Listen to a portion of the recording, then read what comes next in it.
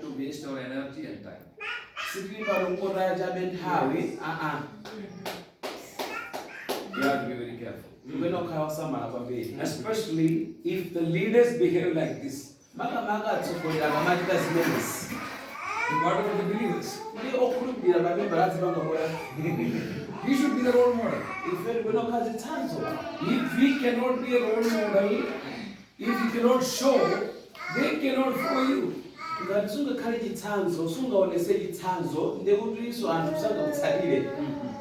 many of you bring your Bible? I'm not going to my Bible than that. Yeah. I'm not going to my Bible. I'm not going to my Bible. 1, 2, 3, 4. You began to touch the Bible. 1, 2, 3, 4. Where is the Bible? Where is it? Yeah. Yeah. Don't be ashamed. Oh, sir, my name is Bible.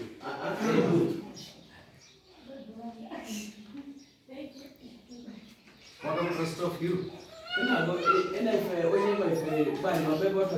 Remember, I am not standing in First Assembly. Yes. Church? Yeah, First Assembly.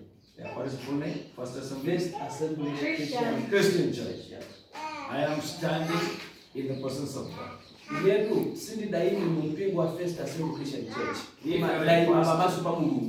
you are a pastor, if you are a leader, you should carry your Bible everywhere, not the mobile phone.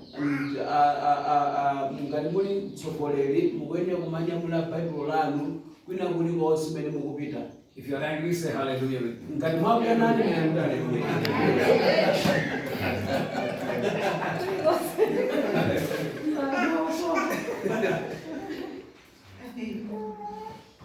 You see, as leaders, we should have lead a role model life.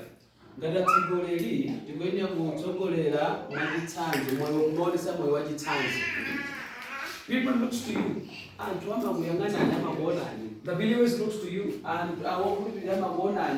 And tomorrow you are standing here and telling the people, please bring your Bible.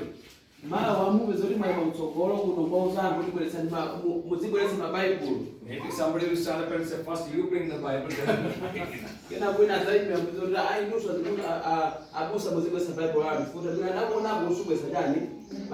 Now, how many of you prayed this personal prayer?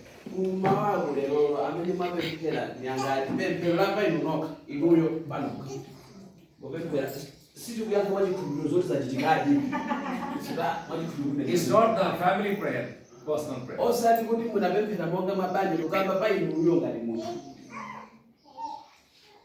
Thank you. How many have read the Bible this morning?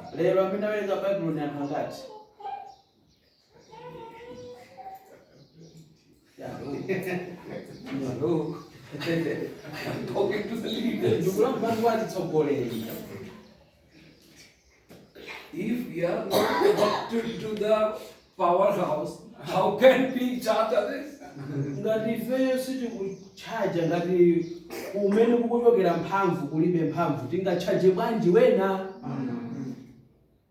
Yeah, we should be very careful. Because we are not ordinary people. Say to your neighbor, we are not ordinary.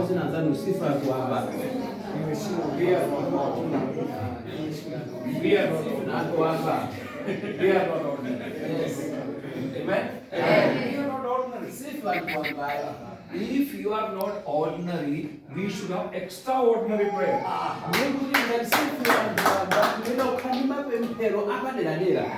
We should have extraordinary revelation from the Word of God.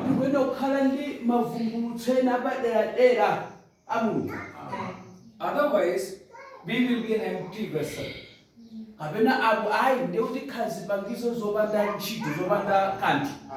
From outside it looks good, but inside it is empty.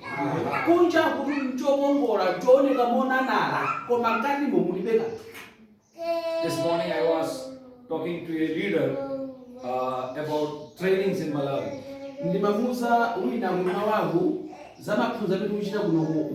You know what he informed me?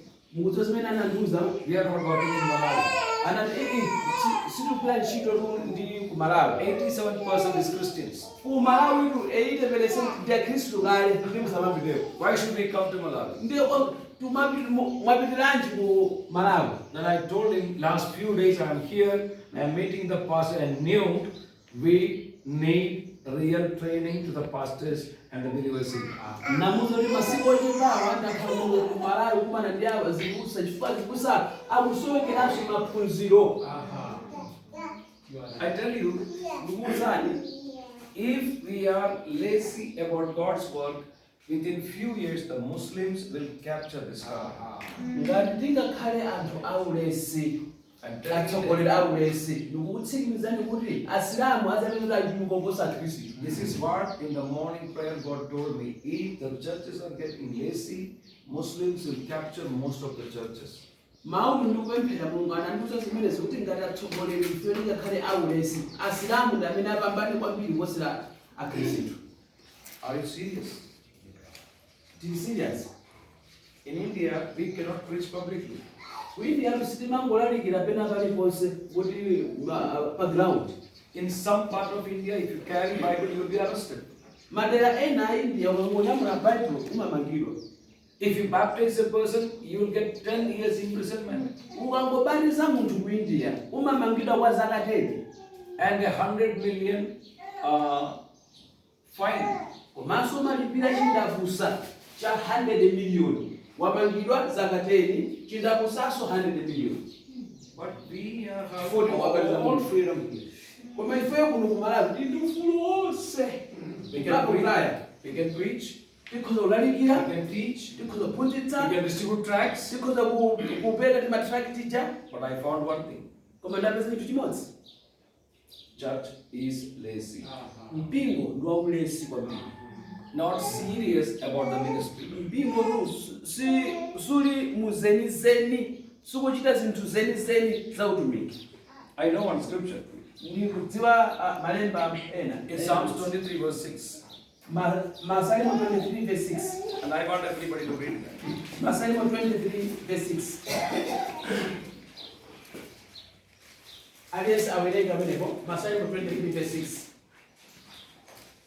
In English it says, surely goodness and mercy shall follow me